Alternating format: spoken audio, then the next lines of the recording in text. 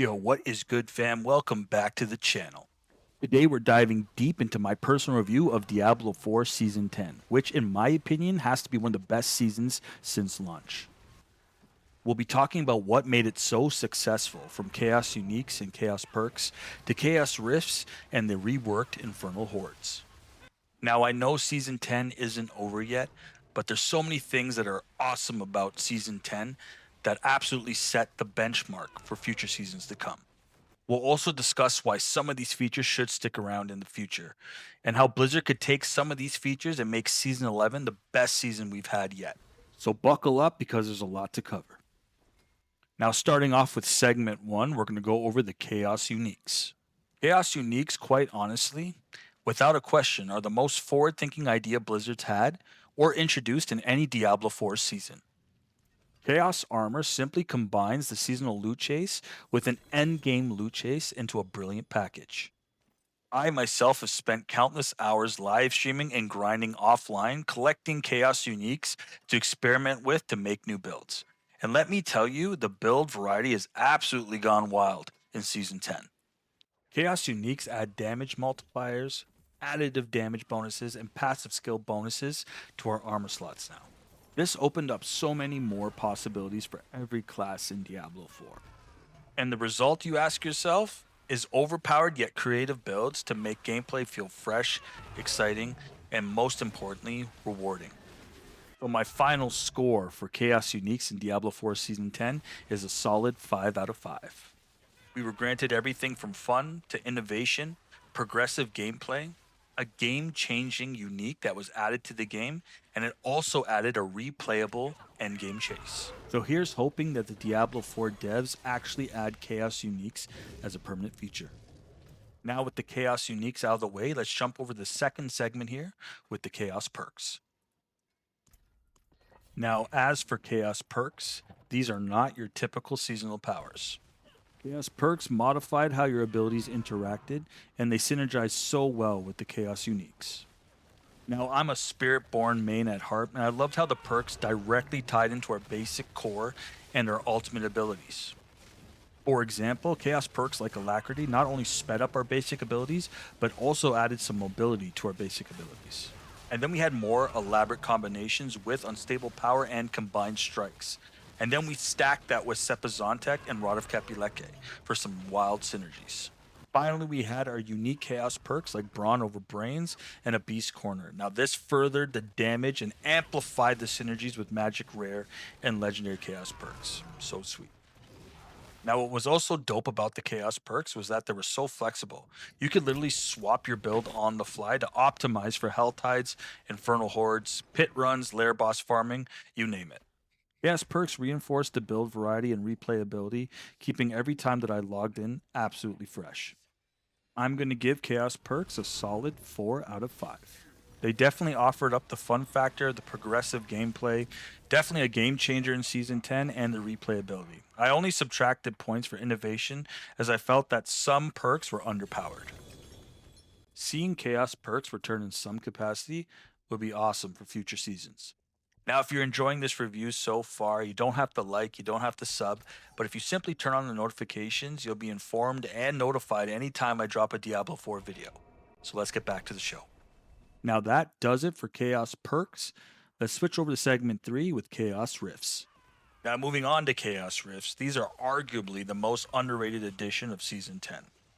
They became the primary source of gear, seasonal currency, obols, runes, materials, you name it. Chaos Rifts appeared predominantly in Helltides and Nightmare dungeons and made group play way more rewarding. Need more greater affix items to make your damage absolutely spike? Boom, you have Chaos Rifts. All you simply had to do was go farm the Helltides, wait for a sigil with a Chaos Rift to drop, then you can go into the Nightmare dungeon, farm those Chaos Rifts, and you can get a ton of loot, EXP, and sometimes you even got some Chaos Uniques. Chaos Rifts, in short, became that perfect gateway to progress through any torment or any difficulty that Diablo 4 Season 10 threw at you. Now, I believe Chaos Rifts are sticking around for future seasons, but if I'm wrong, man, they will be missed.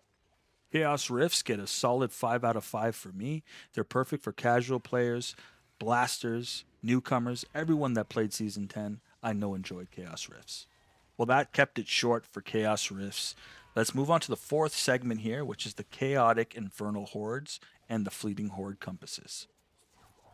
The Infernal Hordes rework featuring Bartuk was another highlight in Season 10. Infernal Hordes became the main way to get Chaos Uniques, and the addition of periodic Chaos Waves added to a meaningful layer of RNG, keeping encounters exciting every time that we locked in with an Infernal Compass.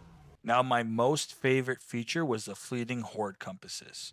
This was a huge win for leveling flexibility during the leveling experience. Fleeting Horde compasses added another layer to the multiple leveling paths we already had in Diablo 4 Season 10, opening up more options of freedom for the player, and the player loves nothing more than having the freedom of choice, especially when it comes to leveling up their character, which made that leveling experience strictly more dynamic and engaging.